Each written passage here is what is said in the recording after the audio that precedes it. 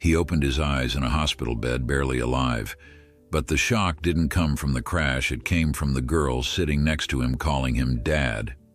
Before we continue, don't forget to subscribe to the channel, like the video, and comment where in the world you're watching from. Let's go. The pain hit first. A searing agony that radiated from his ribs, through his skull, and down to his toes.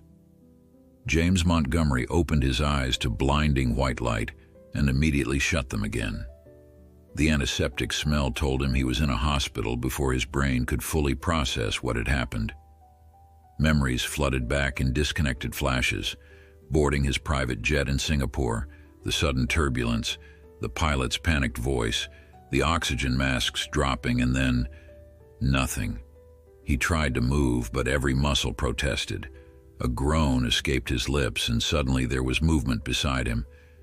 "Mr. Montgomery, can you hear me?" A woman's voice, professional and measured. A nurse, he assumed.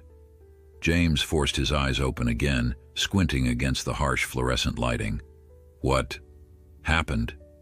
His voice sounded foreign to his own ears, raspy and weak. "You were in a plane crash, sir. Your jet went down in the South China Sea. You're very lucky to be alive." Lucky. James almost laughed. The word seemed absurd given the crushing pain enveloping his body. He was 48 years old, worth over $5 billion, and had spent his entire adult life avoiding anything resembling luck. He operated on calculation, strategy, and control. "How long?" he managed to ask. 3 days, sir. You've been unconscious for 3 days. The doctors induced a coma to help with the brain swelling." She adjusted something on his IV drip. "I'll let the doctor know you're awake." As she left, James tried to piece together what had happened. The last thing he remembered was heading home after closing a major acquisition in Singapore, buying out his largest competitor, and solidifying Montgomery Technologies as the dominant force in cybersecurity software. It should have been a triumphant return. The door opened again, and a middle-aged man in a white coat entered, chart in hand. "Mr. Montgomery, I'm Dr. Chen. You've suffered quite an ordeal. Multiple broken ribs, a concussion, and some internal bleeding that we've managed to control. But considering your plane broke apart over the ocean, you're remarkably intact." "My crew?" James asked. Dr. Chen's expression sobered. "I'm sorry. You were the only survivor." The words felt hollow at first, then sank in with crushing weight. James closed his eyes again. His pilot, Jackson, had been with him for 12 years, and Maria, his personal assistant, had 2 young children waiting for her back in New York. "How did I survive?" he finally asked. "The rescue team found you clinging to a piece of the fuselage. They say it's nothing short of a miracle." There was that concept again. Luck, miracles, chance. Concepts that had no place in James Montgomery's carefully constructed world.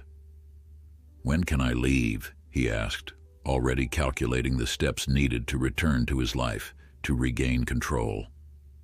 Dr. Chen shook his head. "Not for at least a week, possibly longer. You need time to heal, Mr. Montgomery." James was about to protest when the door opened again. The nurse returned, looking slightly uncomfortable. "I'm sorry, doctor, but there's someone insisting on seeing Mr. Montgomery. She says she's family." James frowned. He had no family, not really. His parents were long dead, and he'd never married. The only family he had was his younger sister, Charlotte, who lived in London and whom he spoke to perhaps twice a year. And Charlotte would never describe herself as insisting on anything. "I don't have visitors," James said firmly. The nurse hesitated. "She's been here every day since you were brought in. She says she's your daughter." James felt as if the room had suddenly tilted on its axis. "I don't have a daughter." Dr. Chen and the nurse exchanged glances. "Should I tell her to leave?" the nurse asked. James was about to say yes when curiosity overtook him. Who was this woman claiming to be his daughter? Was this some kind of scam? A play for his money now that he was vulnerable? "Let her in," he said, "but only for 5 minutes." The nurse nodded and disappeared. A moment later, the door opened again, and a young woman stepped hesitantly into the room. She looked to be in her mid-20s, with dark hair pulled back in a ponytail and eyes the same stormy gray as his own. She wore simple jeans and a worn sweater, nothing that suggested someone trying to present themselves as the heir to a billion-dollar fortune. She stood at the foot of his bed, her fingers nervously gripping the metal railing. For a long moment, neither of them spoke. James studied her face, searching for something familiar, some echo of himself or someone he might have known.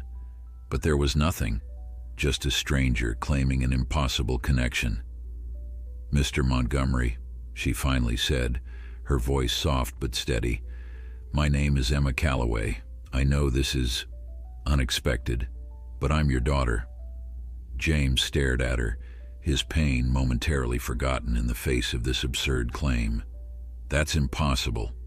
I don't have children." A sad smile crossed her face. "That's what my mother said you would say." "And who exactly is your mother?" "Catherine Calloway."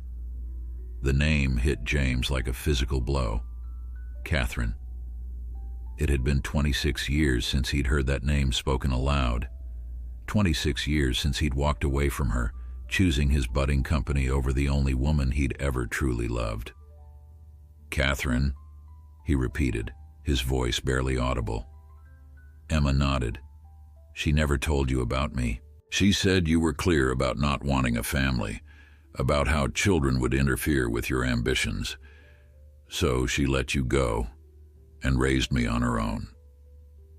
James felt the room spinning slightly, and it had nothing to do with his injuries. Catherine had been pregnant.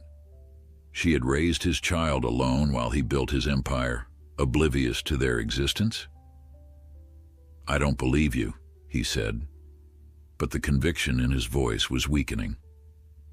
Those eyes, they were unmistakably his, the same ones that stared back at him from the mirror every morning. Emma reached into her bag and pulled out a folded piece of paper. "I have my birth certificate, and I'm willing to take a DNA test if that's what you need." James didn't reach for the paper. His mind was racing, calculating dates, remembering his last night with Catherine, her tears, her plea for him to stay, to choose her over his company's expansion to Silicon Valley. He had left the next morning, convinced he was making the only rational choice. She had never contacted him again, and he had buried himself in work, building Montgomery Technologies into a global powerhouse. "Why now?" he asked. "After all these years, why are you here now?" Emma's composure wavered slightly. "Mom died 6 months ago. Cancer." She swallowed hard before continuing. "Before she died, she gave me a letter explaining everything. She made me promise not to contact you unless it was absolutely necessary. And you decided a plane crash qualified as necessary?" James couldn't keep the bitterness from his voice. "I saw the news about your crash. I thought..." She paused. "I thought maybe it was a sign that life is short and unpredictable, and maybe you deserve to know you have a daughter." James closed his eyes, suddenly exhausted. His carefully ordered world was collapsing around him. First the crash, and now this young woman claiming to be the child he never knew he had.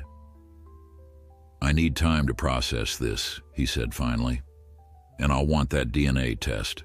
Emma nodded, placing the birth certificate on the table beside his bed. "I understand. I'll leave my contact information with the nurse. When you're ready to talk, I'm staying at the Meridian Hotel downtown."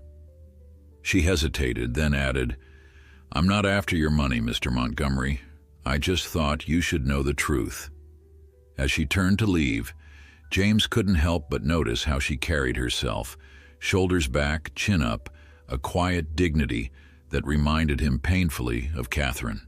"Wait," he called, just as she reached the door. She turned, her expression guarded. "How is it possible you've been here for 3 days and I'm only hearing about you now?" A slight smile touched her lips.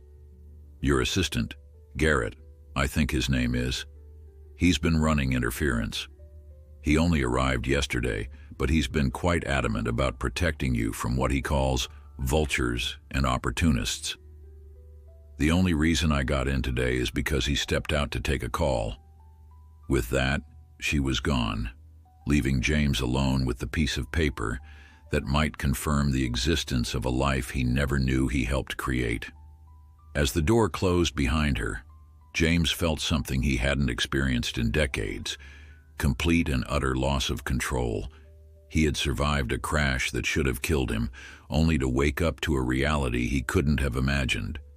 A daughter he never knew existed, a past suddenly rushing back to demand recognition, and the unsettling realization that perhaps his meticulously built life had been missing its most important piece all along. James stared at the birth certificate long after Emma had gone. Catherine Calloway had been pregnant. She'd given birth to a daughter, his daughter, and never told him. The thought was staggering, impossible to reconcile with the structured reality he'd built for himself over the past 26 years. Garrett arrived an hour later, his usually impeccable appearance showing signs of strain. The moment he walked in, James could tell he knew. "Sir, I can explain." "You've been keeping her away," James said, his voice flat. Garrett straightened his tie, composing himself. "I was protecting you. You're in a vulnerable state, and there are always people looking to take advantage." "Did you speak with her?" "Briefly. She approached me yesterday claiming to be your daughter. I explained that you weren't receiving visitors, especially those making such fantastic claims." James held up the birth certificate. "She left this." Garrett took it, scanning the document with practiced precision. His expression remained neutral, but James had known him long enough to notice the slight tightening around his eyes. This could be forged. It wouldn't be the first time someone has tried to claim a connection to you. "She has my eyes, Garrett." His assistant handed the certificate back. "Coincidence, perhaps, or careful planning." "Sir, you've just survived a traumatic accident. This isn't the time to be making significant decisions or entertaining unverified claims." James knew Garrett was right. It was exactly what he would have advised himself under normal circumstances. Trust nothing without verification. Emotion was the enemy of sound judgment. These were the principles that had built his fortune. But normal circumstances didn't include nearly dying in the South China Sea, or waking up to find a daughter he never knew existed. "I want a DNA test arranged," James said immediately. "Of course, sir. I'll make the arrangements." Garrett hesitated. "And in the meantime?" "In the meantime, I want to know everything about Emma Calloway, where she lives, where she works, her education, her financial situation, everything." "Consider it done." Garrett pulled out his tablet, already typing notes. "The doctors say you'll be released in 5 to 7 days. I've arranged for the company jet to fly you back to New York once you're cleared for travel." James nodded absently, his mind elsewhere. "And Catherine? Find out what happened, how she died, where she's buried." A flicker of surprise crossed Garrett's face. In 15 years of working for James, he'd never heard him mention Catherine Calloway. "Yes, sir." After Garrett left, James closed his eyes, letting his mind drift back 26 years. Catherine had been different from anyone he'd ever known. Brilliant, headstrong, with a laugh that seemed to pour from her soul. They'd met at MIT when he was a graduate student developing the algorithm that would later become the foundation of Montgomery Technologies. She was studying environmental science, planning to save the world while he was planning to conquer it. Their relationship had been intense, all-consuming. For nearly 2 years, they'd been inseparable. Then the opportunity came, venture capital funding, but only if he relocated to Silicon Valley. Catherine had begged him to stay, or to take her with him. But he'd been convinced that emotional attachments would only slow his ascent. He'd made his choice, walking away from the only person who had ever made him question his carefully plotted life path, and she had been pregnant. The thought kept circling in his mind, relentless and accusing. Had she known when he left? Had she tried to tell him? Or had she discovered it afterward when he was already gone, already immersed in building his company? The questions plagued him, accompanied by an unfamiliar sensation that took him some time to identify: regret. 3 days passed in a blur of medical tests, business calls, and fitful sleep haunted by dreams of falling from the sky. Emma didn't return, though James found himself watching the door, half expecting to see her gray eyes peering cautiously into the room. On the 4th day, Garrett arrived with a folder. "The preliminary results of our investigation into Emma Calloway," he said, placing it on James's bed tray, "and the DNA test has been arranged for tomorrow." James opened the folder, scanning the first page. Emma Calloway, age 25, born in Boston, bachelor's degree in environmental science from the University of Massachusetts. Like mother, like daughter, he thought. Currently employed at a non-profit organization focused on marine conservation in Providence, Rhode Island. Modest apartment, modest salary. No suspicious financial activity, no criminal record, not even a parking ticket.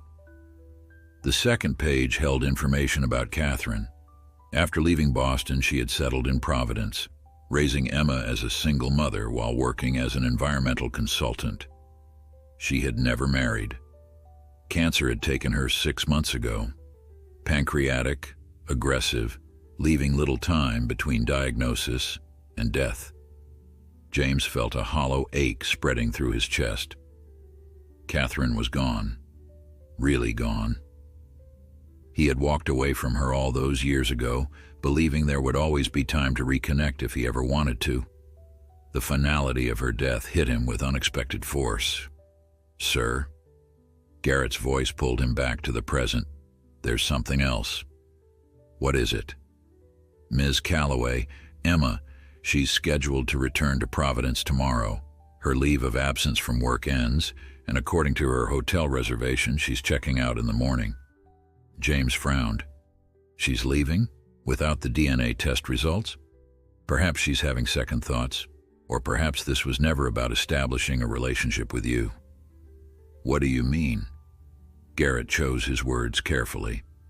"There's been no indication that she's interested in your money, but the timing is curious. She waited until you were incapacitated, vulnerable. If her intention was simply to meet you, why not approach you when you were in a position of strength?" James closed the folder. "Contact her. Tell her I'd like to see her before she leaves." Garrett looked like he wanted to protest, but nodded instead. "As you wish, sir." That evening, as the Hong Kong skyline glittered against the darkening sky outside his hospital window, James heard a soft knock. Emma entered, more hesitant than before. She wore a simple dress and cardigan, her dark hair loose around her shoulders. The resemblance to Catherine was even more striking now, sending a pang through his chest. "You wanted to see me?" she asked, remaining by the door. "I hear you're leaving tomorrow." She nodded. "I have to get back to work. I've already been gone longer than I planned." Without waiting for the DNA test results, a slight frown appeared between her brows. "I left my contact information. You can send the results when they come in." "And that's it? You drop a bombshell like this and then just go back to your life?" Her expression hardened, another echo of Catherine when she was upset. "What did you expect? That I'd wait around while you decide whether to acknowledge me? I told you, I'm not after your money. I have a life, a job, responsibilities." "Then why come at all?" The question came out harsher than he intended. Emma took a deep breath. "Because my mother made me promise. because she spent her whole life protecting you from the truth. And in the end, she thought maybe that had been wrong. She pulled an envelope from her bag. She wrote this for you before she died. I was supposed to mail it, but then I saw the news about your crash and thought... She broke off, shaking her head. It doesn't matter what I thought. She placed the envelope on the table beside his bed. Goodbye, Mr. Montgomery. Wait. James struggled to sit up straighter, wincing at the pain in his ribs. Stay. Just until the test results come back. Why? You've made it clear you don't believe me. I didn't say that. Emma studied him, her gray eyes, his eyes, searching his face. What is it you want from me? It was a fair question, one James wasn't sure he could answer. What did he want? To verify her claims, certainly. But beyond that? He had never wanted children, had built his life around the freedom from such attachments. Yet here was this young woman, a living connection to Catherine, to the part of his life he had walled off decades ago. I want to know you, he said finally, surprising himself with the truth of it. If you are my daughter, I've missed 25 years. I'd like the chance to learn who you are. Emma's expression softened slightly. The DNA test is tomorrow? Yes. She hesitated, then nodded. All right, I'll stay until the results come back, but I'm not changing my ticket home yet. Fair enough. For the first time since waking in the hospital, James felt something akin to relief. Thank you. After she left, he picked up the envelope she had brought. Catherine's handwriting was on the front, his name in the flowing script he remembered so well. His fingers trembled slightly as he broke the seal, unfolding the letter within. Dear James, it began. By the time you read this, I'll be gone. There's something I've kept from you for 25 years, something I had no right to hide. He took a deep breath and continued reading, the voice of a ghost reaching out across time to upend his world once more. James stared at Catherine's handwriting, her words tearing open wounds he thought had long since scarred over.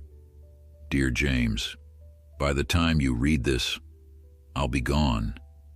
There's something I've kept from you for 25 years, something I had no right to hide. We have a daughter. Her name is Emma, and she has your eyes, your determination, and thankfully, my common sense. I was 8 weeks pregnant when you left for California. I planned to tell you that night, had rehearsed the words 100 times, but then you told me about the venture capital offer, about how this was your one chance to build something extraordinary. You spoke about the future with such clarity, such certainty, a future that had no room for a family. So I let you go without telling you. Was it wrong? Probably. I've asked myself that question every day for 25 years, but I made my choice just as you made yours. Emma has been the greatest joy of my life, a gift I never regretted for a moment. I've told her about you. Not everything, but enough. She knows you chose your ambitions over us, and I've never painted you as a villain for that choice. We've all done what we thought was right at the time. Now that I'm running out of time, I find myself thinking about paths not taken, words not spoken. Perhaps that's why I'm writing this letter, why I've asked Emma to find you. Not for her sake, she's strong, independent, and has never needed a father's approval, but for yours. Because despite everything, I've followed your career from afar. I've watched you build your empire, and while you've gained the world, James, I wonder if you've lost something of yourself along the way. Our daughter is extraordinary. Getting to know her might be the one thing your money can't buy, but it might be the only thing that truly matters. I forgave you long ago for walking away. I hope someday you can forgive me for not giving you the chance to stay. Always. Catherine James folded the letter with trembling hands. Catherine's voice seemed to fill the hospital room, as clear and honest as it had been 26 years ago. She had been pregnant when he left. She had made a choice to raise their child alone rather than disrupt his carefully plotted path to success, and she had forgiven him. That last part struck him hardest. Forgiveness implied wrongdoing, and James Montgomery had spent decades convincing himself he had done nothing wrong. His choice had been rational, strategic. Sentiment was the enemy of ambition. That's what he had told himself as he boarded the plane to California, ignoring the hollow feeling in his chest. Now, lying in a hospital bed thousands of miles from home, his body broken but somehow still alive, James faced the possibility that his entire life's philosophy had been built on a fundamental miscalculation. Morning brought the DNA test, a simple cheek swab for both him and Emma, performed by a discreet medical technician Garrett had arranged. Emma sat stiffly in the chair beside his bed, answering the technician's questions in a quiet voice. She hadn't mentioned Catherine's letter, and James found himself unable to bring it up. When the technician left, an uncomfortable silence filled the room. "How long will the results take?" Emma finally asked. "Garrett arranged for an expedited test. We should know by tomorrow." She nodded, adjusting the sleeve of her cardigan. "Your assistant is very efficient. It's what I pay him for." Another silence stretched between them. James studied her profile, the straight nose, the determined set of her jaw.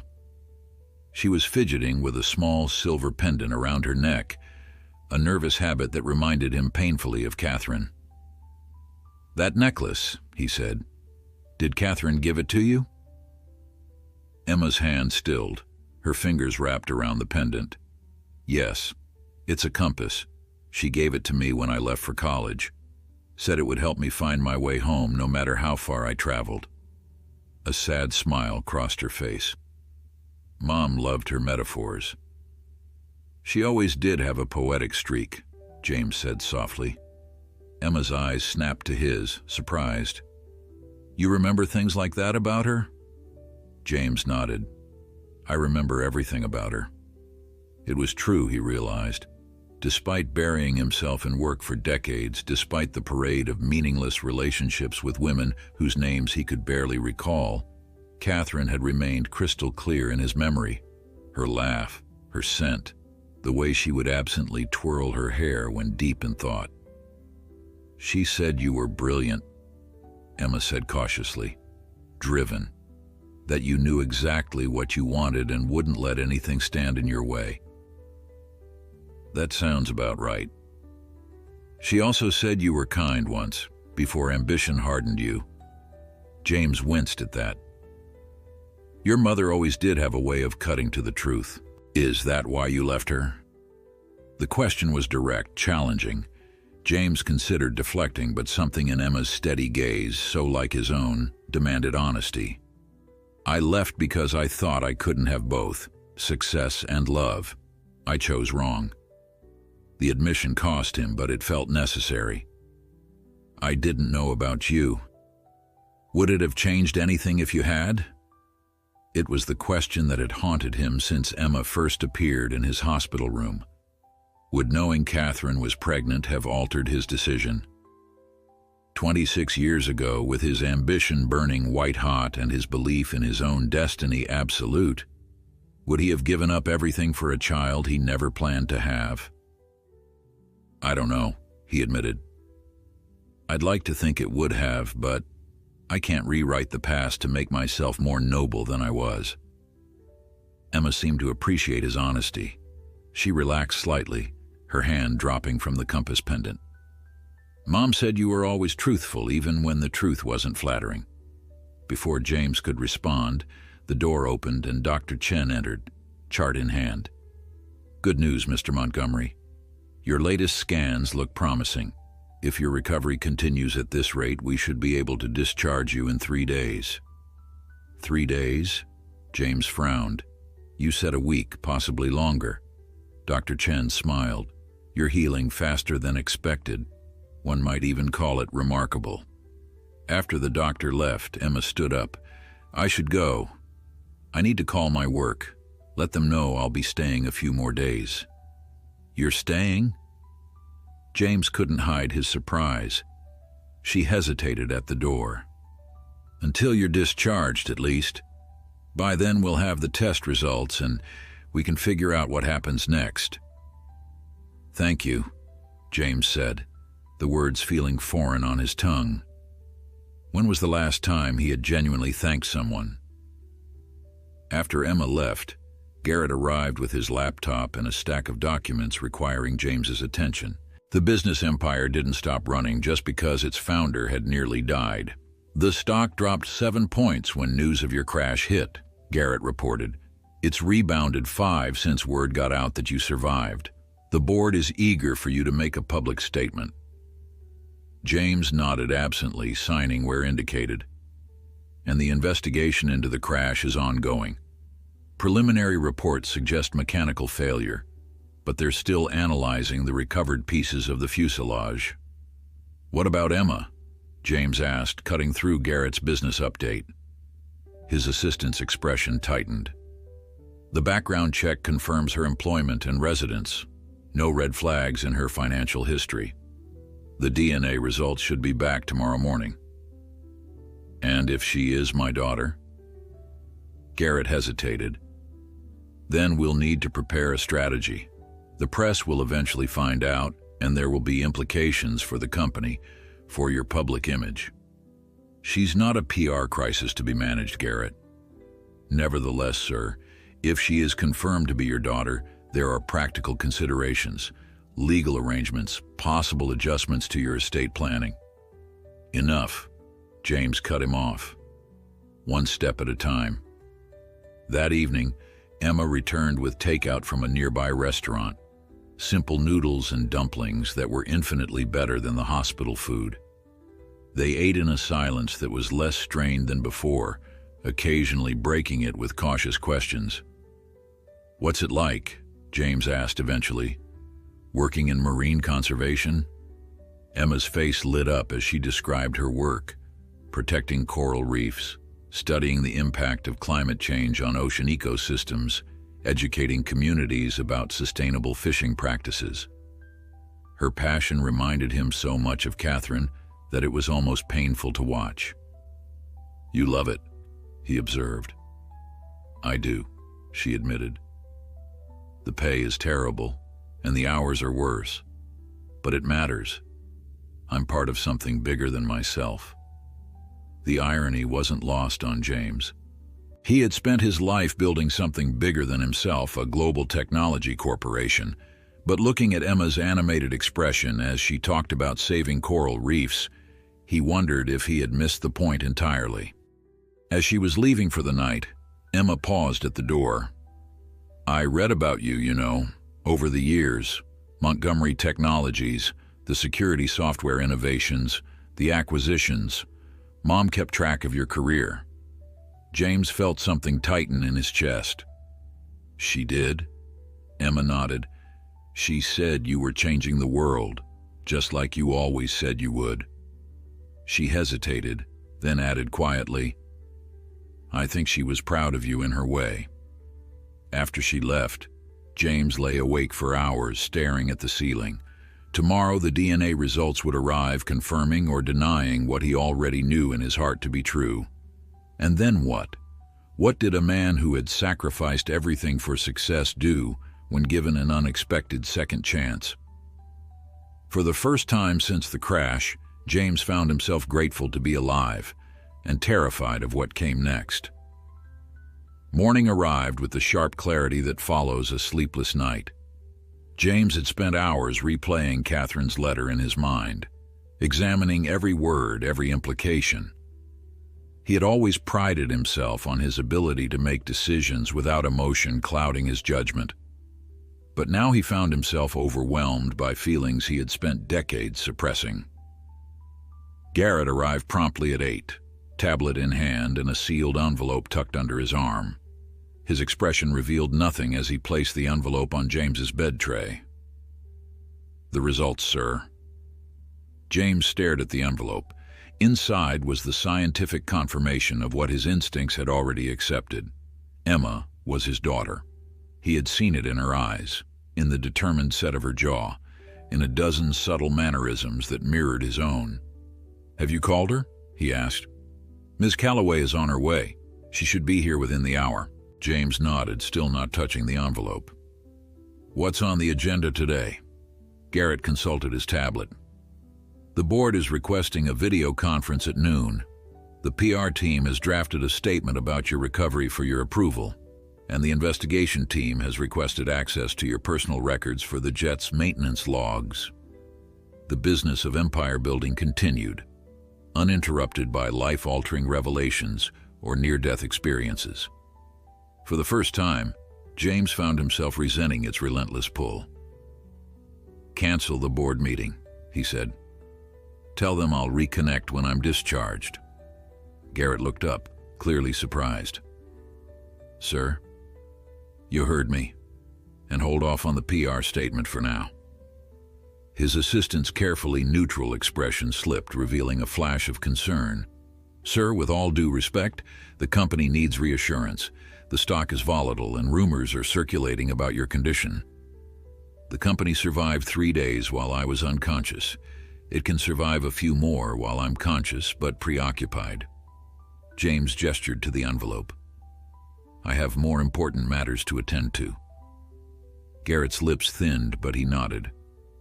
"As you wish. Will there be anything else?" "Yes.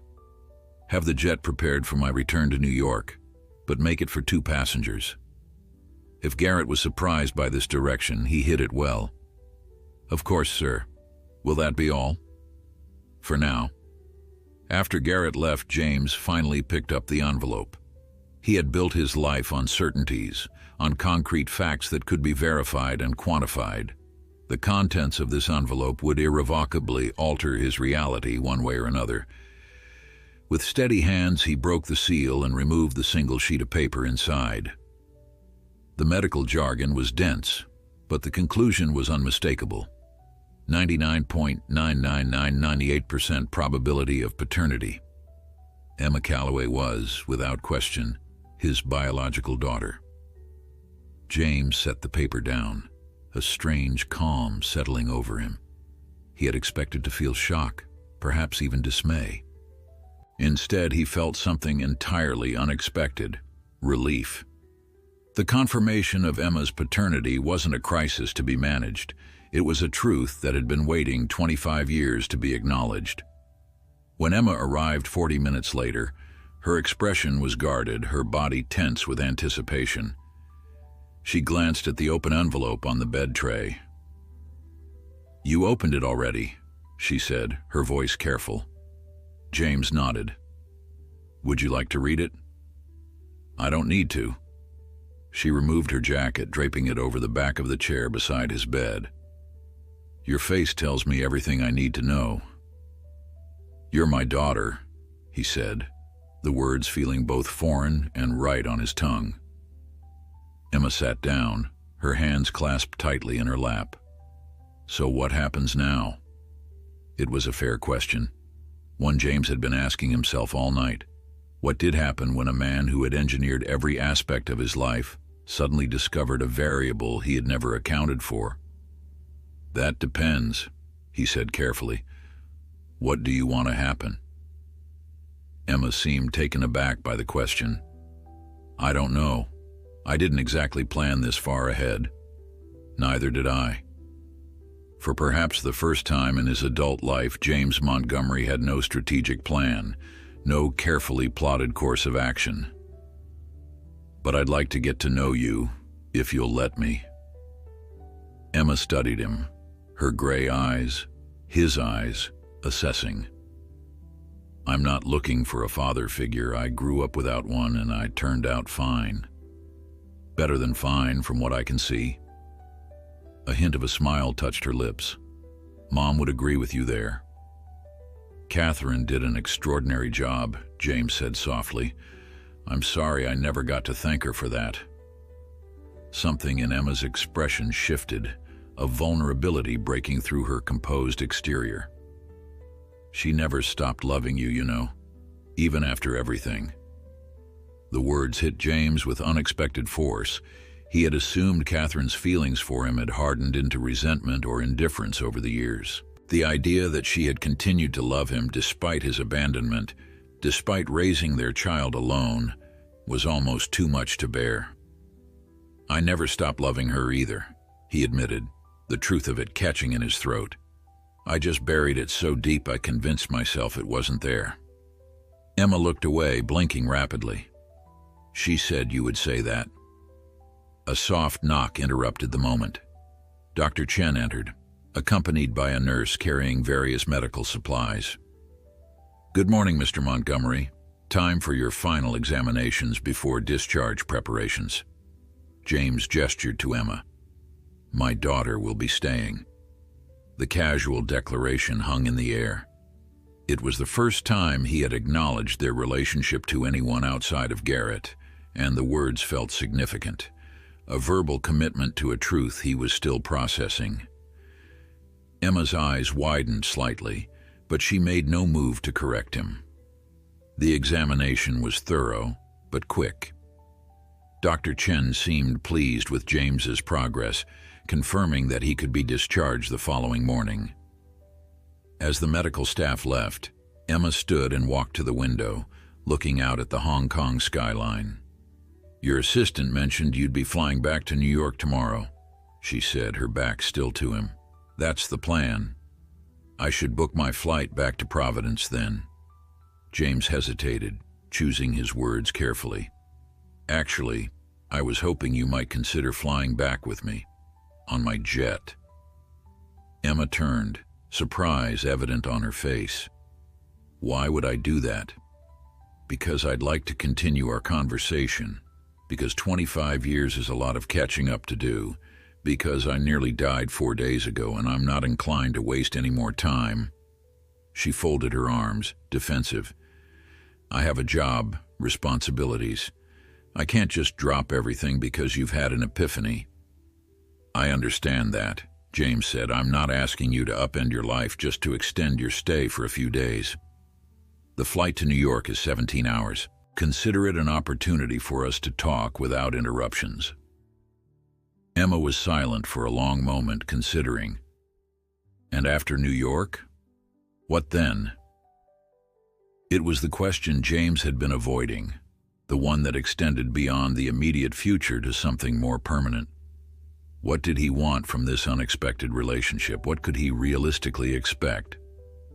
"I don't know," he said honestly. "I've spent my life planning 5 steps ahead, but this, it's uncharted territory for me. All I know is that I'd like the chance to be in your life, in whatever capacity you're comfortable with." Emma's expression softened slightly. "You're not what I expected, you know." "What did you expect?" "Someone colder, more robotic." She gave a small shrug. "The business magazines always describe you as ruthless, calculating, the algorithm in a suit," one called you. James chuckled despite himself. "I've worked hard to cultivate that image. It's useful in boardrooms. But it's not really you." "It's part of me," James admitted, "but perhaps not the best part." Emma uncrossed her arms, her posture relaxing. "I'll think about the flight offer. That's all I can promise for now." It was more than James had expected, and he found himself genuinely grateful. "That's fair. Thank you." As Emma gathered her jacket, preparing to leave, James felt a sudden urgency to keep the connection between them alive, if only for a little longer. "Emma," he called as she reached the door. She turned, questioning. "If you had to make a choice between 2 things you wanted equally, how would you decide?" She tilted her head, considering the question. "Mom always said that when faced with an impossible choice, choose the option that opens more doors than it closes." A sad smile touched her lips. "I think you chose the option that closed a door 26 years ago." With that, she was gone, leaving James with the uncomfortable realization that the philosophy that had built his empire might have cost him something far more valuable along the way. James spent his final night in the hospital sorting through conflicting emotions. The imminent return to New York should have filled him with relief. Back to his penthouse, his office, the structured world he had built for himself. Instead, he found himself strangely reluctant to leave Hong Kong, as if distance might sever the fragile connection he had formed with Emma. Garrett arrived early the next morning, his efficiency as impeccable as ever. "The jet is fueled and waiting, sir. We're cleared for departure at noon." He hesitated before adding, "Will Ms. Calloway be joining us?" "I don't know yet," James admitted. "She's considering it." Garrett nodded, his expression carefully neutral. "I've taken the liberty of preparing for either scenario. The onboard accommodations have been arranged for 2 passengers, but the flight plan has been filed with flexibility for a single passenger if necessary." "Thank you, Garrett." James meant it sincerely. His assistant might have reservations about Emma, but his professionalism never wavered. "There's also the matter of the press," Garrett continued. "Your miraculous survival has attracted considerable attention. There are reporters gathered at the hospital entrance, and more will be waiting when we land in New York." "Can we avoid them?" "I've arranged for a private exit through the hospital service area. A car will be waiting to take us directly to the airfield. As for New York, we can implement similar measures, but eventually you'll need to make a public appearance. The longer you remain out of sight, the more speculation will grow." James nodded absently, his mind elsewhere. "And the company?" "Stabilized for now. The board has issued a statement confirming your recovery and imminent return. The stock has rebounded completely. Remarkably resilient, all things considered. 24 hours ago, this news would have been James's primary concern. Now it felt peripheral, secondary to the question of whether Emma would be on that plane with him. Dr. Chen arrived with the discharge papers, accompanied by a wheelchair, standard hospital protocol despite James's insistence that he could walk perfectly well. As he signed the forms, his phone buzzed with an incoming message. "Emma, I'll meet you at the airport." "Still not sure about New York." Relief washed over him. She hadn't said yes, but she hadn't said no either. She was coming to the airport. It was a start. An hour later, James was seated in the back of a sleek black SUV, winding through Hong Kong's congested streets toward the private airfield where his jet waited. Garrett sat across from him, reviewing last-minute details on his tablet. "We'll need to refuel in Anchorage," he was saying. "The total flight time to New York will be approximately 17 hours, accounting for headwinds. I've arranged for periodic updates to be sent to the board during the journey." James stared out the window, watching the city blur past. 6 days ago, he had departed Singapore, certain of his direction, his purpose. Now he felt adrift, pulled between the life he had meticulously constructed and the one he had unknowingly left behind. "Sir?" Garrett's voice pulled him back to the present. "Did you hear what I said about the emergency board meeting scheduled for Monday?" "Reschedule it," James said. "I'll need at least a day to settle in." Garrett looked up from his tablet, concern evident in his expression. "Sir, with all due respect, the board is insistent. The Tanaka merger is at a critical stage, and your personal involvement is not as urgent as they believe," James cut in. "The terms are set, the numbers work, and our position is secure. A 24-hour delay won't derail 2 years of negotiations." "And if Ms. Calloway accompanies you to New York, what then?" The question hung in the air, loaded with implications. Garrett wasn't just asking about logistical arrangements. He was questioning how Emma might fit into the carefully ordered world of Montgomery Technologies. "Then I'll show her New York," James said simply. "The rest we'll figure out as we go." Garrett looked like he wanted to say more, but thought better of it. The rest of the drive passed in silence. At the airfield, James's Gulfstream G650 waited on the tarmac, gleaming white against the gray concrete. It was a symbol of his success, a $65 million vessel that carried him between global capitals with the same ease that other men moved between rooms. Yet today, it felt less like freedom and more like a reminder of the choices he had made. As they approached the plane, James spotted a familiar figure standing near the hangar, a small duffel bag at her feet. Emma had traded her cardigan for a light jacket, her dark hair pulled back in a ponytail, but her expression remained guarded as she watched their approach. The SUV stopped and James stepped out, moving carefully to avoid aggravating his healing ribs. "You came," he said as he reached her. Emma nodded. "I'm still deciding about New York. I thought I should at least hear your pitch in person." Despite the gravity of the moment, James found himself smiling. "My pitch? That's what this is, isn't it? You're trying to sell me on the idea of getting to know you." Her tone was light, but her eyes were serious. "Is it working?"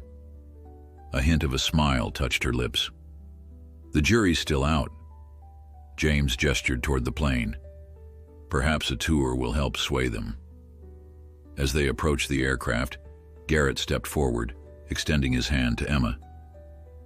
"Ms. Calloway, I believe we've met briefly. Garrett Wilson, Mr. Montgomery's chief of staff. If you'll be joining us today, I'll need to collect your passport for customs documentation." Emma handed over her passport, her eyes taking in the sleek jet with a mixture of curiosity and discomfort. "This is quite the company car." "It serves its purpose," James said, suddenly self-conscious about the display of wealth. Catherine had always teased him about his materialistic tendencies, calling him the boy who wanted the biggest toys. He wondered what she would think of him now, with his private jets and penthouse apartments. Inside, the aircraft was a testament to luxury: cream leather seats, polished wood panels, a fully equipped galley, and a private bedroom suite at the rear. Emma moved through the cabin slowly, taking it all in. "This is bigger than my apartment," she said finally. James winced internally. Of course it was. Her non-profit salary probably barely covered rent in Providence, while he spent more on the jet's annual maintenance than most people earned in a decade. "It's excessive," he admitted, "but it saves time, and in my business, time is the most valuable commodity." Emma turned to face him, her expression thoughtful. "Mom used to say that too, but she meant something different by it." "What did she mean?" "That time is precious because it runs out. That how we spend our days is ultimately how we spend our lives." Emma ran her hand along the back of a leather seat. She didn't waste a single day. The observation struck James deeply. He had spent his career treating time as something to be maximized for productivity, for profit. Catherine had understood its true value long before her cancer diagnosis. "Will you come to New York?" he asked quietly. Emma hesitated, looking out the window at the sprawling airfield. "If I say yes, what exactly am I agreeing to?" "A few days, that's all. A chance for us to talk without the constraints of hospital visiting hours or your return flight hanging over us. And after those few days," James chose his words carefully, "after that, it's up to you. If you want to return to Providence and your work, I'll respect that. If you want to maintain some kind of relationship, phone calls, occasional visits, I'd welcome it. I'm not asking for more than you're willing to give." Emma studied him, searching for any sign of manipulation or hidden agenda. Finding none, she nodded slowly. "All right. A few days in New York." Relief washed over James, stronger than he had anticipated. "Thank you." Garrett reappeared, handing Emma's passport back to her. "We're cleared for takeoff in 20 minutes. Ms. Calloway, I've assigned you the forward cabin suite. If there's anything you need during the flight, please don't hesitate to ask." As Garrett moved toward the cockpit to speak with the pilots, Emma turned to James, a wry smile on her lips. "He doesn't trust me, does he?" "Garrett's job is to be suspicious of everyone," James replied. "He's been protecting me for 15 years. Old habits die hard." And what does he think I need protection from?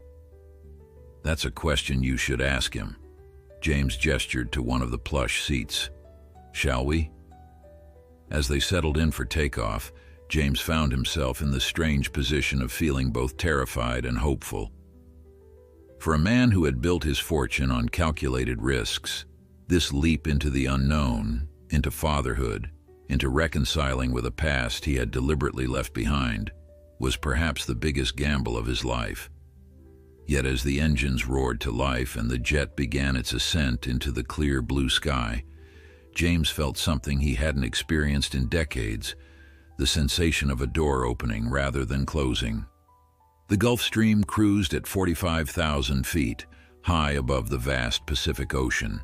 Inside the luxurious cabin, James and Emma had settled into a cautious rhythm of conversation and silence, each testing the boundaries of this newfound relationship. Garrett had retreated to the rear office space, tactfully giving them privacy while remaining within reach should James need him. The flight attendant, a discreet professional who had worked for James for years, appeared only periodically to offer drinks or meals before vanishing again.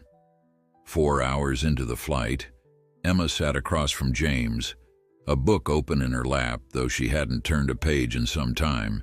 Instead, she was gazing out the window at the endless expanse of clouds below.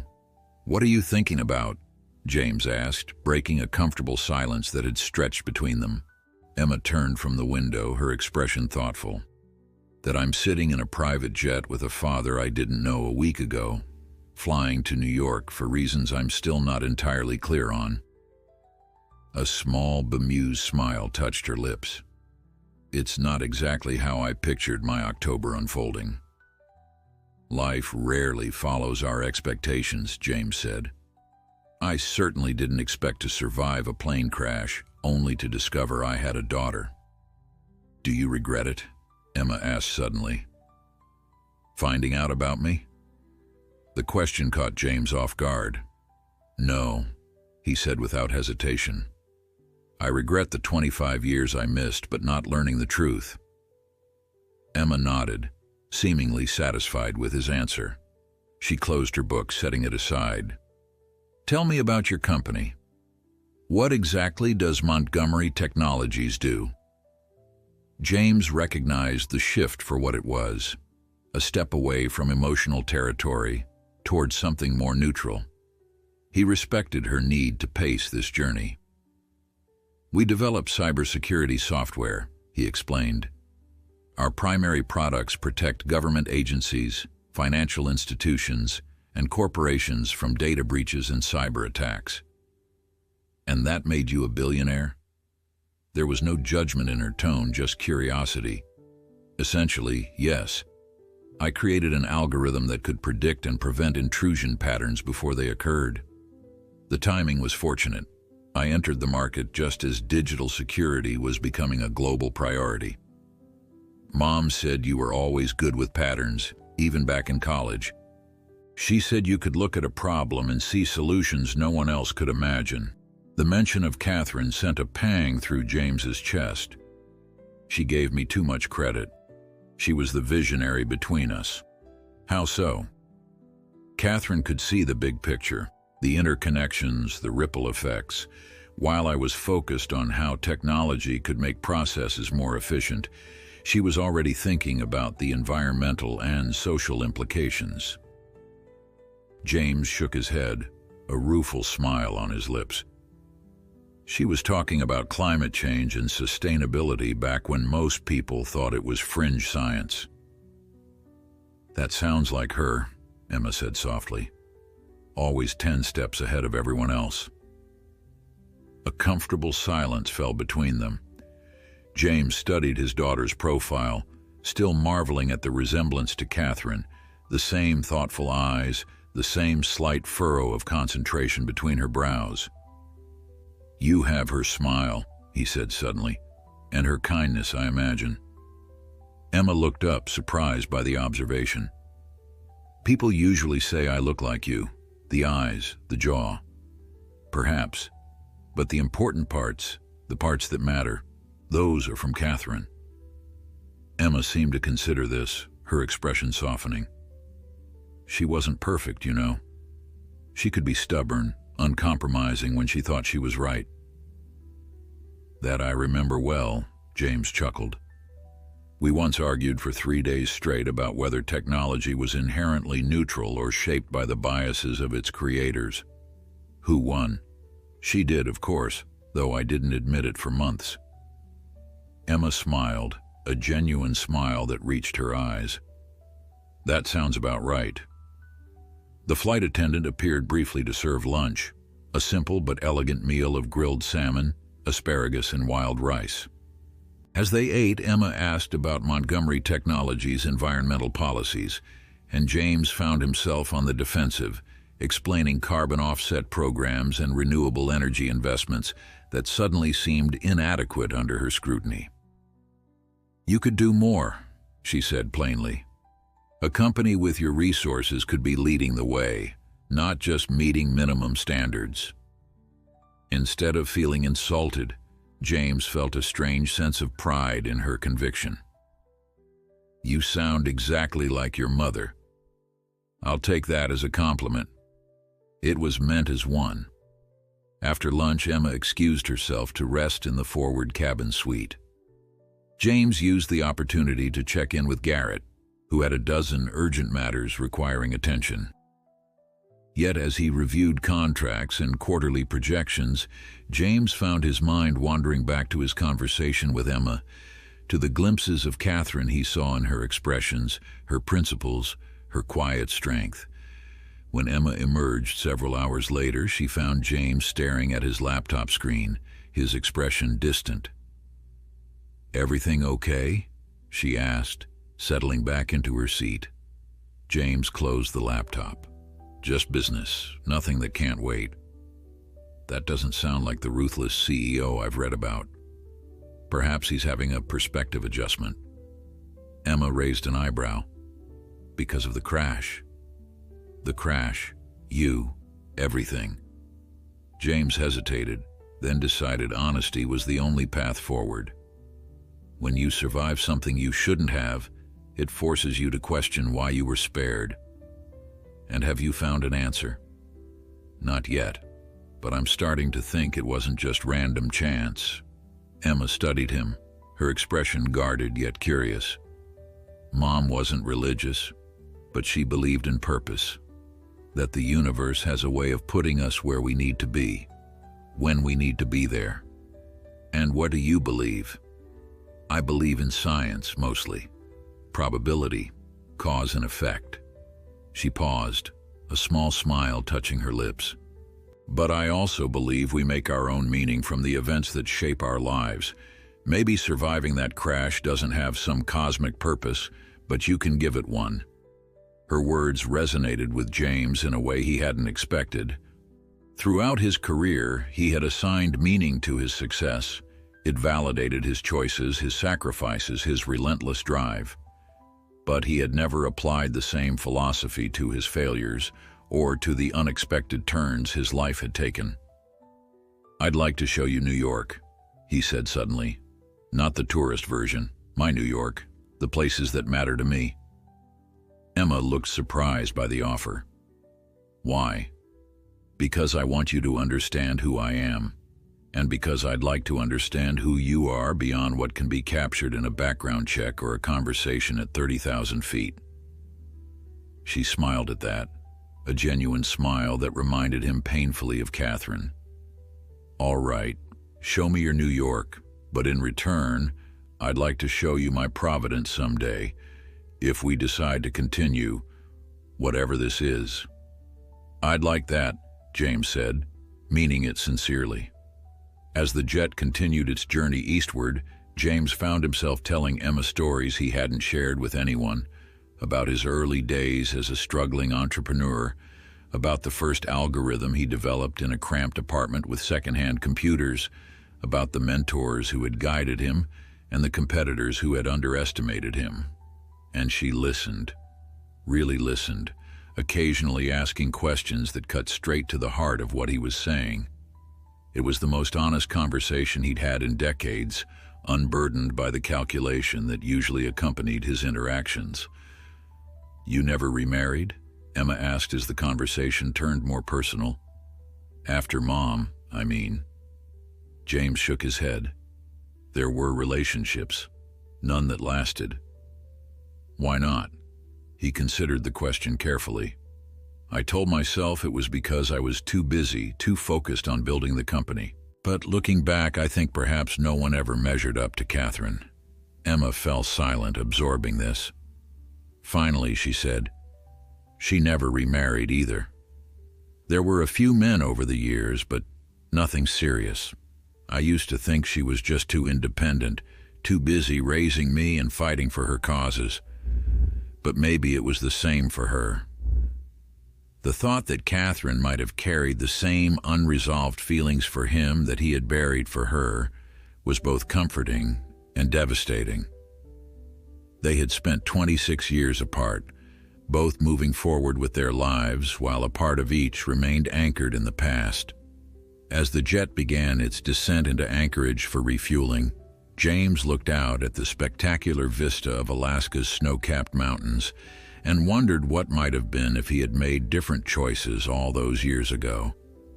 But for the first time, he also allowed himself to wonder what might still be possible in the future that stretched before him, a future that now unexpectedly included a daughter with Catherine's smile and his own determined eyes. New York greeted them with a spectacular sunrise, the early morning light painting the city's iconic skyline in hues of gold and amber. As the Gulf Stream made its final approach to Teterboro Airport, Emma pressed her face to the window, taking in the sprawling metropolis below. "It's beautiful from up here," she said softly. James, who had seen this view countless times, found himself seeing it anew through her eyes. "Wait until you're in it. New York has an energy unlike anywhere else." "I've been to New York before," Emma reminded him. "Just not your version of it." The jet touched down smoothly, taxiing to a private hangar where a sleek black Maybach waited on the tarmac. Garrett, who had spent the final hours of the flight making arrangements, stepped forward as they disembarked. "The penthouse is prepared, sir. Security has been informed of Ms. Calloway's arrival. The press has been managed for now, but I recommend minimizing public appearances until we've developed a strategy for handling the inevitable questions." James nodded, though Emma frowned slightly at Garrett's clinical approach to her presence. "Is my existence really that complicated?" she asked as they settled into the leather interior of the Maybach. "For someone in my position, privacy is both a luxury and a constant battle," James explained. "The moment the press learns I have a previously unknown adult daughter, it will become a story they won't let go." "And that would be bad for business?" James considered her question. 5 days ago, he would have agreed without hesitation. Now he wasn't so sure. "It would be complicated for both of us," he said finally. "Your life would change in ways you can't anticipate. Privacy, once lost, is nearly impossible to reclaim." Emma nodded, her expression thoughtful as she turned to watch the New Jersey landscape give way to the Lincoln Tunnel and then to Manhattan's grid of streets. The driver navigated expertly through the morning traffic, eventually pulling up to a sleek glass tower in Midtown. "Home sweet home," James said as the car stopped beneath the building's portico. Emma glanced up at the soaring structure. "The whole building?" "Just the top 3 floors," James replied, immediately regretting how it sounded. Catherine had always teased him about his inability to discuss his wealth without seeming arrogant. It wasn't intentional. It was simply his reality. A discreet security team ushered them through a private entrance and into an express elevator that ascended 60 floors without stopping. When the doors opened, they stepped directly into James's penthouse, a vast, elegant space with floor-to-ceiling windows offering panoramic views of Central Park and the city beyond. Emma moved slowly into the living room, her eyes widening as she took in the meticulously designed interior. Modern art adorned the walls, each piece worth more than most houses. The furniture was understated but clearly custom-made, and the technology, invisible until needed, represented the pinnacle of smart home innovation. "This is," she began, struggling to find the right words. "Excessive?" James offered. A small smile touched her lips. "I was going to say empty." The observation caught him off guard. He looked around at the space he had inhabited for years and suddenly saw it through her eyes, pristine, perfect, and utterly devoid of warmth. There were no family photos, no mementos, nothing that suggested the space was actually lived in rather than merely occupied. "I'm not here often," he said, though it sounded like an excuse even to his own ears. "Where is here, then? If not in your home, where do you live?" It was a profound question disguised as a simple one. James had never considered that his constant motion, from office to meetings to international flights to hotel suites, wasn't actually living, but merely existing in different spaces. "I work," he said finally. "That's where I spend most of my time." Emma nodded, as if his answer confirmed something she had already suspected. Mom was the opposite. Our house was small, but it was filled with life. Books everywhere, plants on every windowsill, photographs covering the walls. You couldn't step into a room without knowing exactly who lived there and what mattered to them. James felt a pang of envy for the life Catherine had created, the warmth, the authenticity, the sense of place that his own existence lacked. "I've had a suite prepared for you," he said, changing the subject. "It has its own bathroom and sitting area. Garrett arranged for some basic necessities, but if you need anything else, just ask." Emma followed him down a hallway to a spacious guest suite decorated in neutral tones. Her small duffel bag looked almost comically inadequate in the elegant surroundings. "I'll let you get settled," James said. "The kitchen is fully stocked if you're hungry. I need to check in with the office, but I thought perhaps we could have dinner together later. There's a restaurant downtown I think you might enjoy." Emma set her bag on the bed. "That sounds nice, thank you." Left alone in her suite, Emma took a moment to absorb the surreal turn her life had taken. A week ago, she had been in Providence, working her modest job, living in her modest apartment, still grieving her mother's death. Now she was in a Manhattan penthouse with a father worth billions, a man who had missed her entire life but who now seemed determined to make up for lost time. She unpacked her few belongings, placing her mother's compass pendant carefully on the nightstand, a small anchor of familiarity in these unfamiliar surroundings. Then she wandered back to the main living area, drawn to the spectacular views. James was standing at the window when she returned, his back to her as he gazed out at the city. Something in his posture, the slight stoop of his shoulders, the way his hand pressed against the glass, suggested a weariness that went beyond physical exhaustion. "It's overwhelming, isn't it?" he said without turning around. "The city, I mean. All those lives unfolding simultaneously, each person the protagonist of their own story." Emma moved to stand beside him. "Mom used to say the same thing. She said it was both humbling and comforting to remember we're just small pieces of a much larger picture." James smiled faintly. She always did have a way of putting things in perspective. He turned to face her. "I keep a collection of rare first editions in the library. Catherine was an avid reader. I thought you might share her interest." "You have a library?" Emma asked, unable to keep the excitement from her voice. For the first time since they'd met, James laughed, a genuine sound that transformed his usually serious face. "Third door on the left. Help yourself to anything that catches your interest." The library turned out to be Emma's idea of heaven. Walls lined with books from floor to ceiling, comfortable leather chairs positioned near windows that flooded the space with natural light. The collection was eclectic and extensive, ranging from classic literature to cutting-edge science. from obscure philosophy to contemporary fiction. She ran her fingers along the spines, pausing occasionally to pull out volumes that caught her eye. Her attention was drawn to a glass case in the corner that held a collection of first editions. Approaching it, she gasped softly as she recognized titles that her mother had loved: Thoreau's Walden, Rachel Carson's Silent Spring, Aldo Leopold's A Sand County Almanac. "He bought them for her," a voice said from the doorway. Emma turned to find Garrett watching her, his expression unreadable. "Excuse me?" "The first editions in that case. Mr. Montgomery started collecting them after your mother left. Environmental texts, poetry, the classics she favored. He never explicitly said they were for her, but—" Garrett trailed off, seeming to realize he had said more than he intended. "Why are you telling me this?" Emma asked. Garrett straightened, his professional demeanor returning.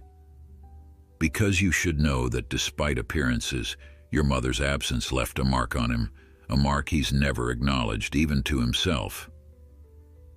With that, he turned and left, leaving Emma to contemplate the collection of books her father had assembled over decades, a silent tribute to a woman he had lost, but never forgotten.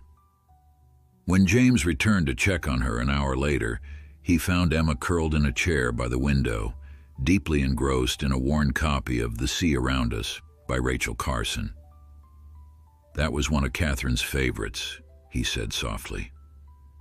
Emma looked up, a small smile on her lips. "I know.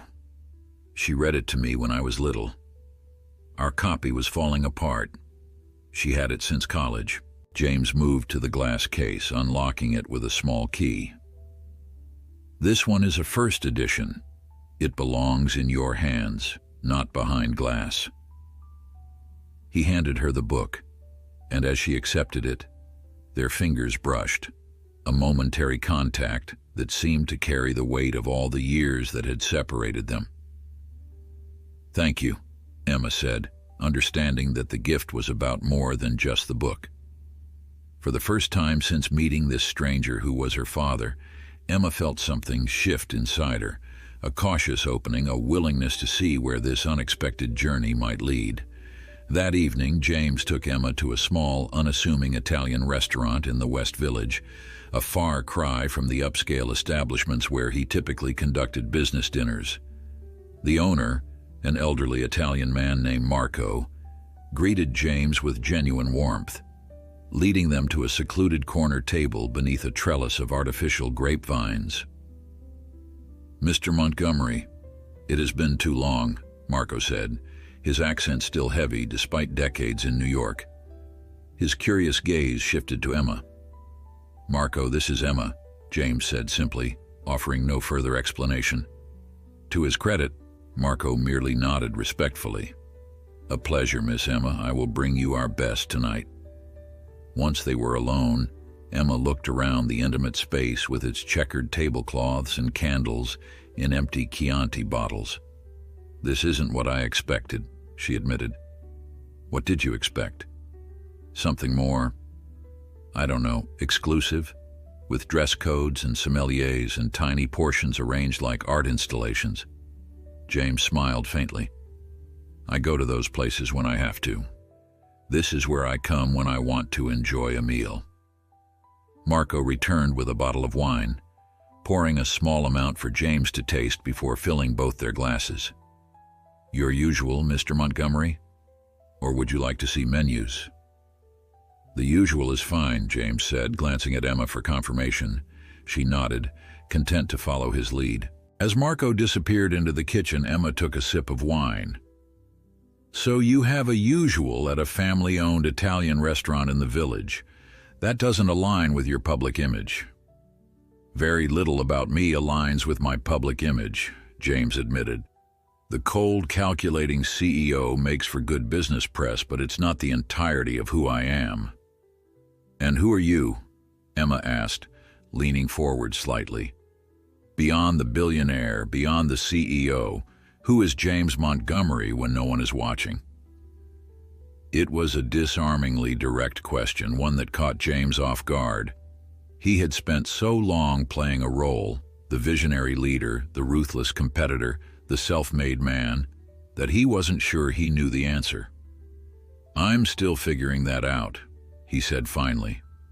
Emma nodded, accepting his honesty. Mom used to say that the truest measure of a person isn't what they accomplish, but what they notice, what captures their attention, what moves them. And what captures your attention, Emma? She considered the question, twirling the stem of her wine glass between her fingers.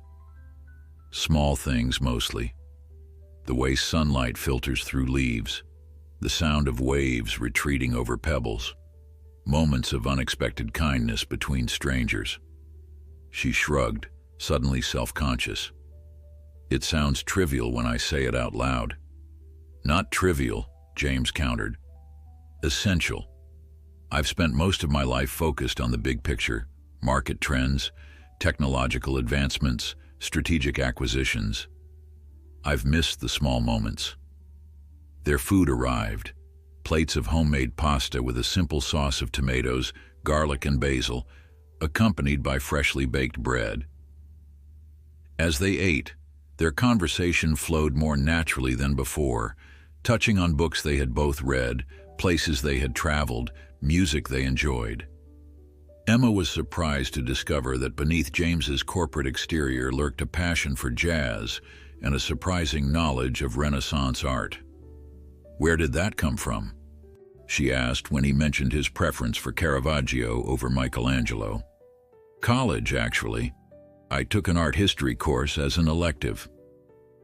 A nostalgic smile touched his lips.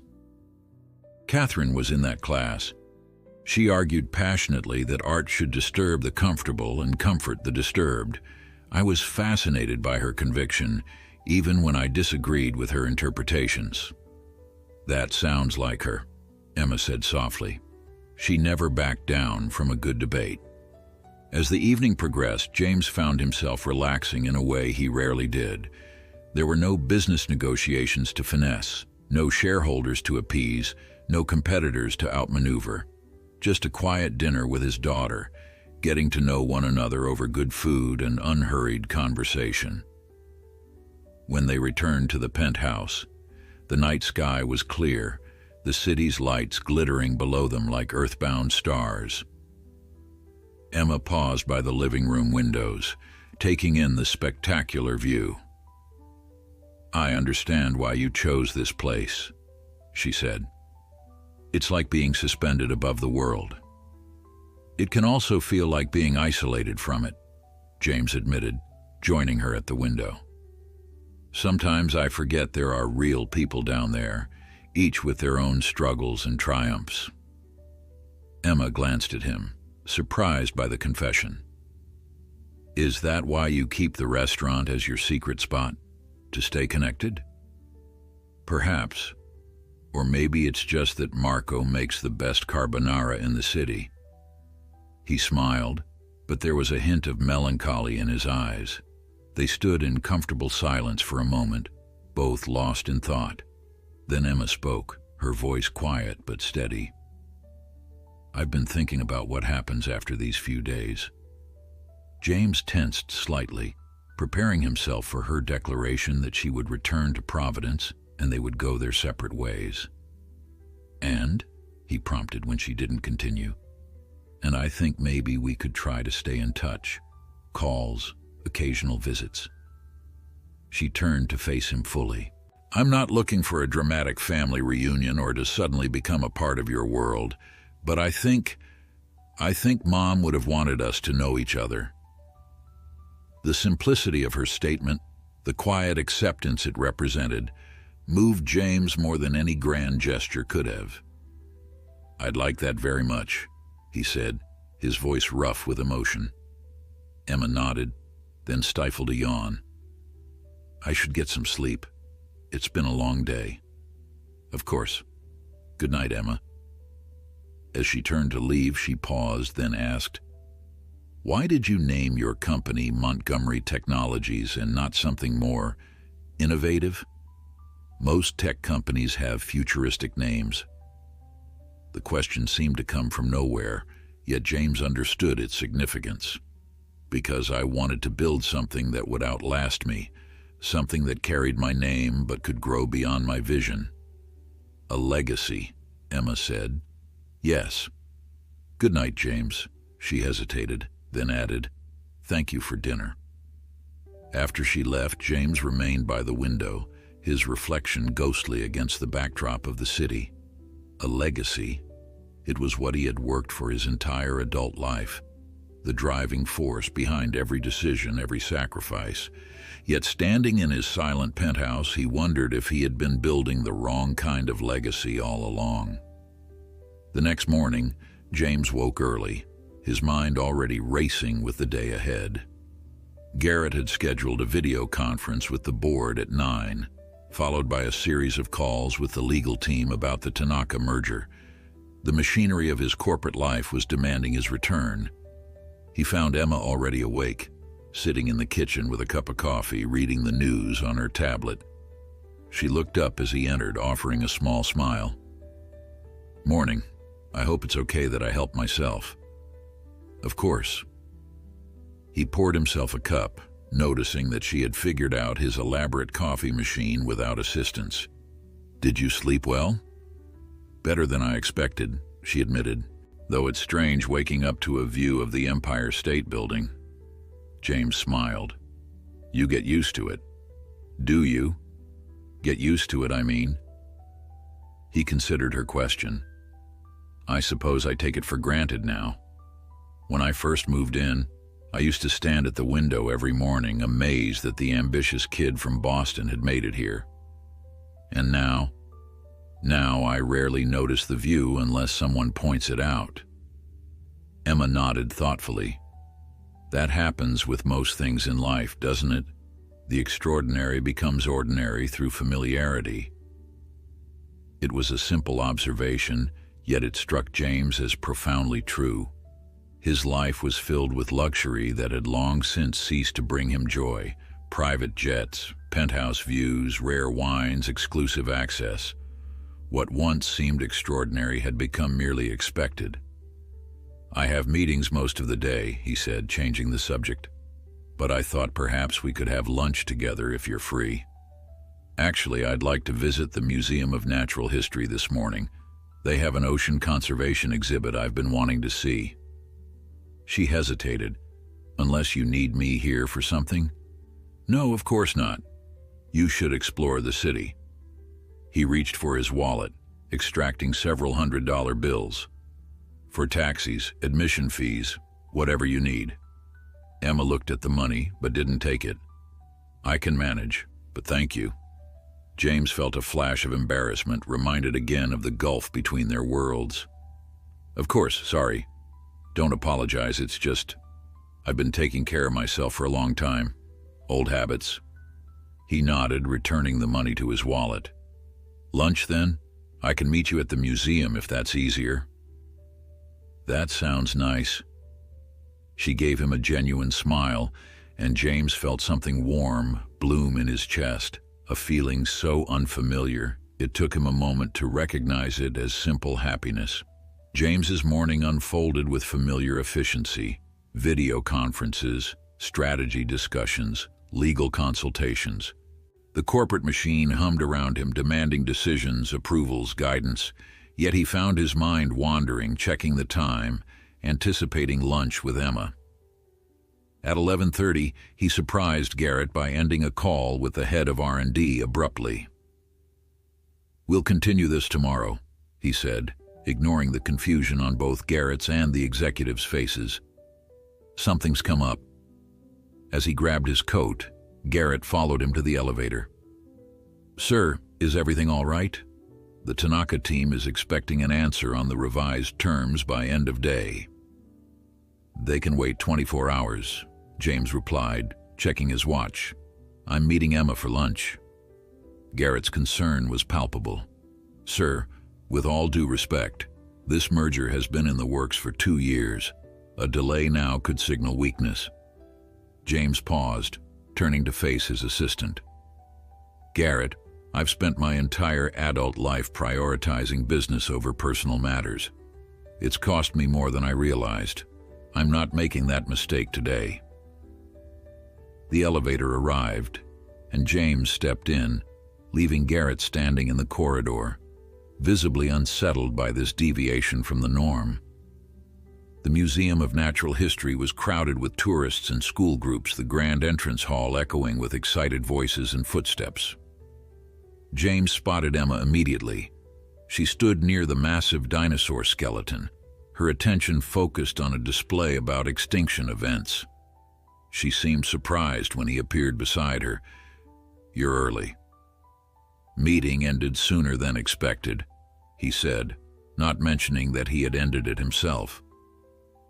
Emma studied him for a moment, as if sensing there was more to the story, then smiled. "Perfect timing. I just finished the ocean conservation exhibit. It was fascinating. They're doing incredible work mapping deep-sea ecosystems affected by warming waters." As she spoke about the exhibit, her face lit up with genuine passion. James found himself captivated not by the subject matter but by her enthusiasm, her deep concern for something beyond herself. It reminded him of Catherine, but there was something uniquely Emma about it too, a practical, solutions-oriented approach that he recognized from his own way of thinking. "I'm sorry," she said suddenly, noticing his silence. "I'm rambling about marine biology. You must be bored." "Not at all," James assured her. "It's refreshing to hear someone talk about something they genuinely care about. In my world, passion is usually just a buzzword in a corporate mission statement." They found a small cafe near the museum for lunch, choosing a table by the window where they could watch the parade of New Yorkers hurrying past. "So," Emma said once they had ordered, "I've been thinking about what you said last night, about legacy." James nodded, curious where she was going with this. "I looked up Montgomery Technologies this morning," she continued. "Your company has shaped modern cybersecurity in pretty profound ways, but I couldn't help noticing that your corporate giving program is, well, it's minimal compared to your resources." It wasn't an accusation, merely an observation, but James felt a flicker of defensiveness. "We focus on what we do best, technological innovation." "Of course.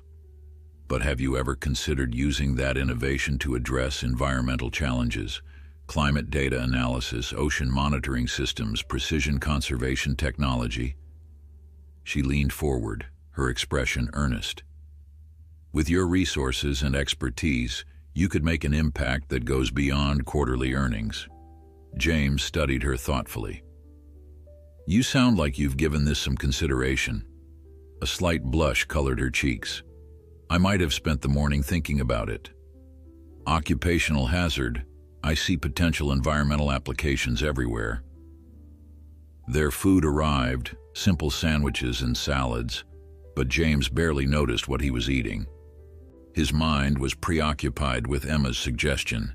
It wasn't that he had never considered philanthropic initiatives. Montgomery Technologies made the expected charitable donations, sponsored STEM education programs, contributed to disaster relief.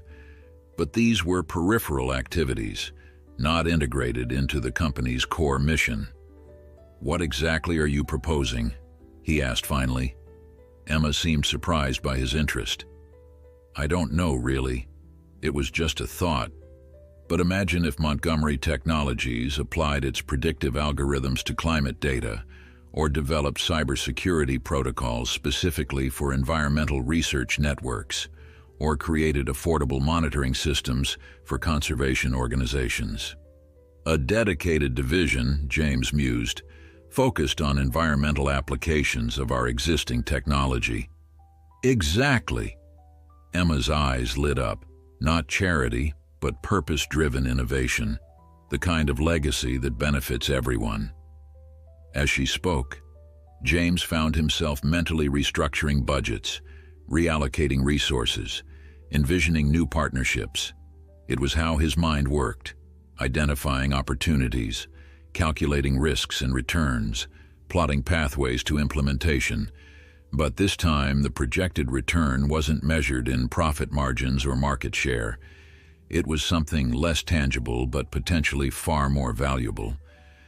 "I could introduce you to some of the researchers I work with," Emma was saying. "They could help identify the most pressing needs where technology could make the biggest difference." James realized she was serious, that this wasn't just theoretical musing but a genuine proposal.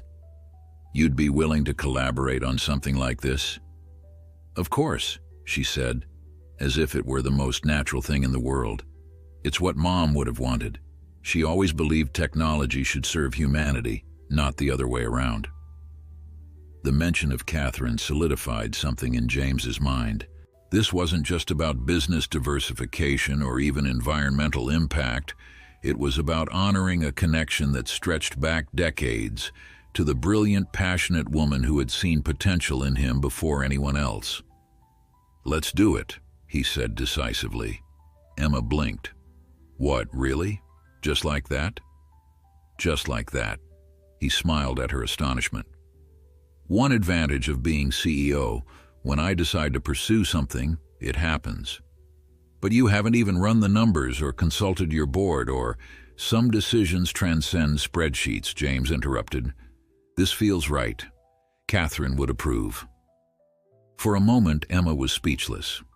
Then a slow smile spread across her face, a smile so like her mother's that it made James's chest ache with a bittersweet mixture of loss and discovery. "She would, wouldn't she?" Emma said softly. After lunch, they walked through Central Park, the afternoon sun warming the autumn air. Their conversation flowed easily now, the initial awkwardness between them replaced by a growing comfort. James found himself telling Emma stories about his early days with Catherine, their first meeting in the library, their passionate debates about technology ethics, the small apartment they had shared near Harvard Square. "She used to cover every surface with sticky notes," he recalled, smiling at the memory. "Ideas, questions, reminders. Her mind was always working on a dozen things at once." Emma laughed. "She never changed. Our refrigerator was a collage of notes and articles. I grew up thinking that was normal." As they reached the Bethesda fountain, Emma grew quiet, her expression turning contemplative. "What is it?" James asked. She hesitated, then said, "I'm going back to Providence tomorrow." Though he had known this was coming, the announcement still landed heavily. "So soon? I need to get back to work and—" She gestured vaguely. "This has been a lot to process." James nodded, understanding her need for space, for time to integrate this new reality into her life. "Of course, I can arrange for the jet to take you." "Actually, I've already booked a train ticket," she interrupted gently. "No offense, but private jets aren't really my style." He smiled, acknowledging the gulf between their worlds. "Fair enough." They continued walking, the conversation shifting to practical matters, how they would stay in touch, when they might see each other again.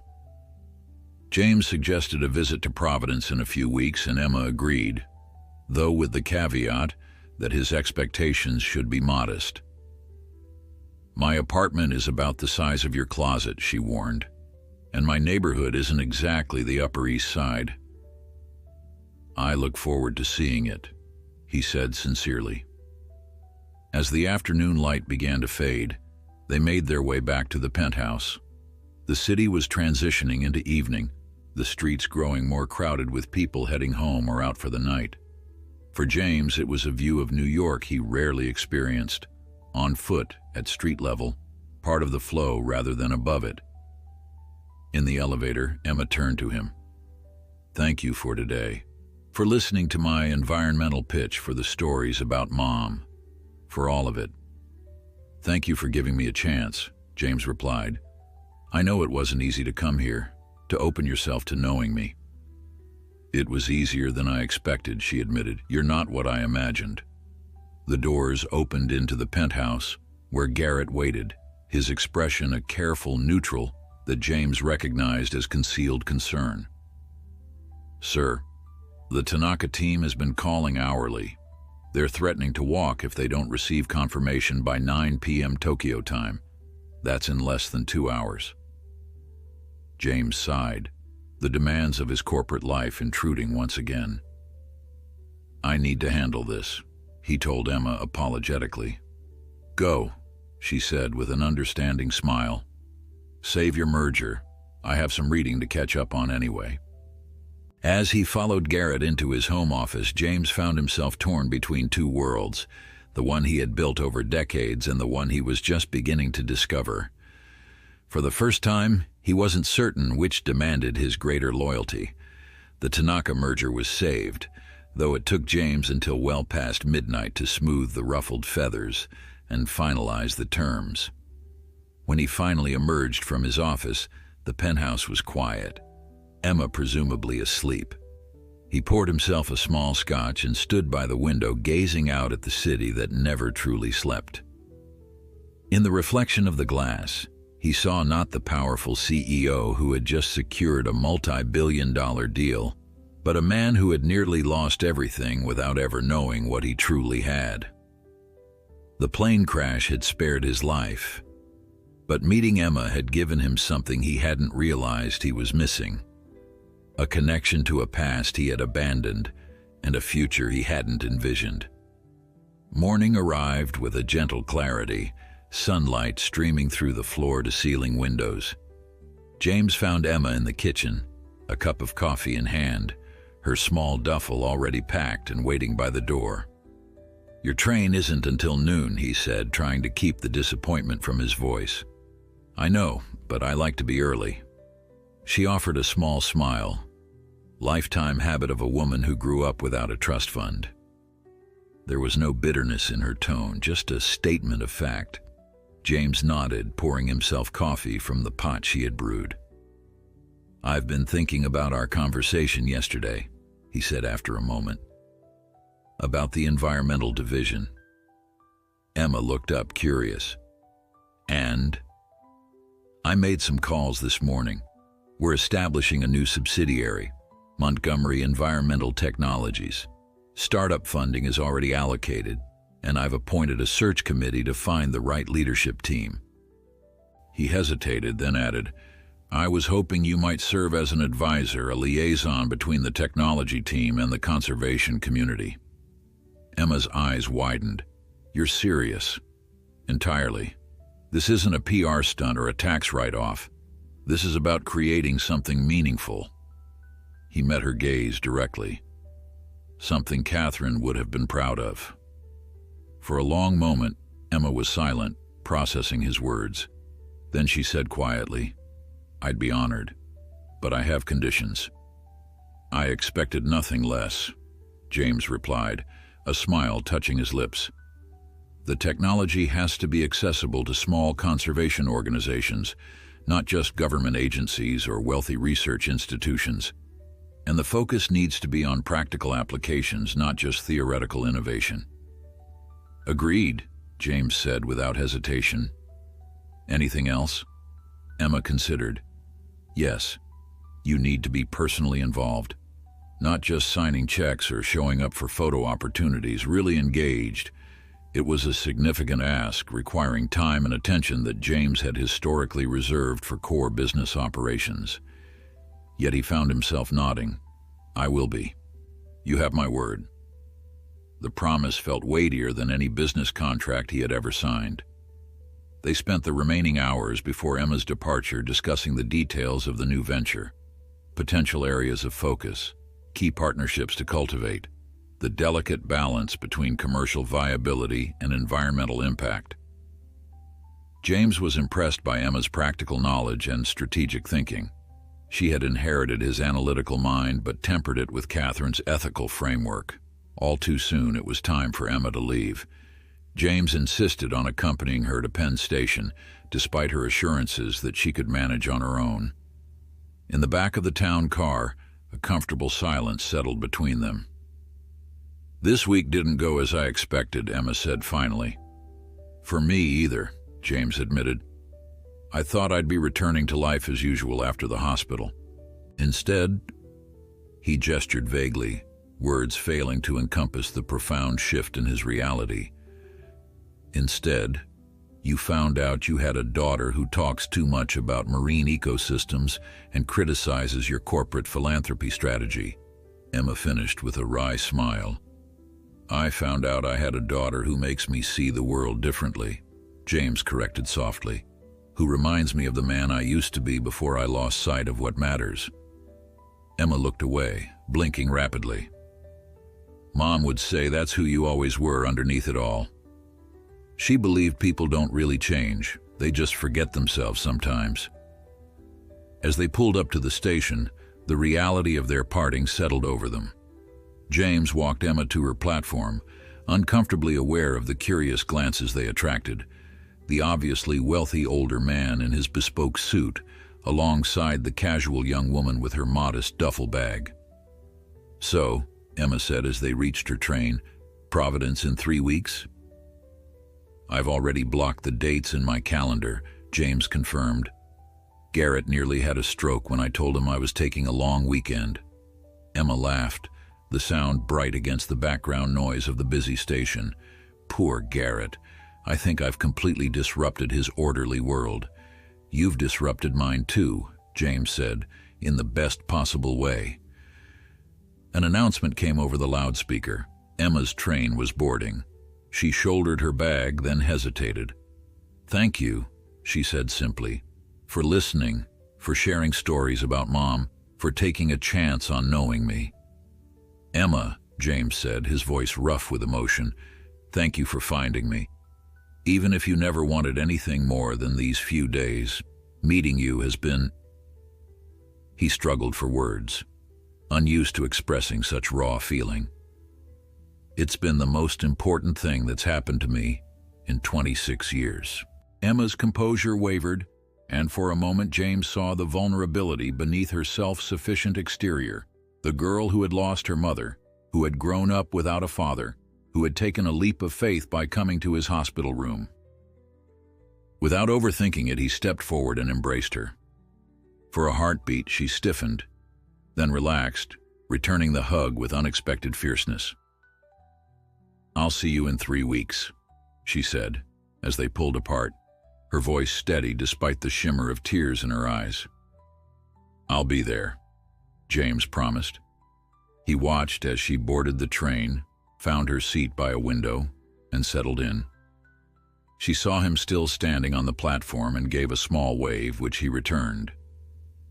As the train began to pull away, James remained motionless, watching until it disappeared from view, carrying his daughter back to her life in Providence, a life separate from his, yet now inexorably connected.